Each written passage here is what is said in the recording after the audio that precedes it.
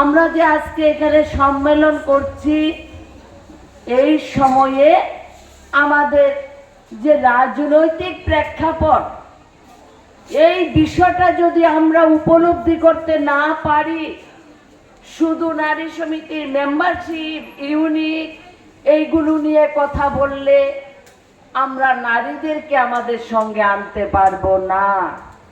রাজনৈতিক প্রেক্ষাপটটা কি? গোটা দুনিয়া, গোটা বিশ্বে, পৃথিবীতে চলছে ক্ষুধা, দারিদ্র এবং যুদ্ধ যুদ্ধ খেলা। কারণ পুঁজিবাদ তার অর্থনৈতিক সংকটে পড়েছে। এই অর্থনৈতিক সংকটকে মোচন করার জন্য, মুক্তি পাওয়ার জন্য দেশে দেশে সেখানে যুদ্ধ সেখানে লাগিয়ে দিচ্ছে।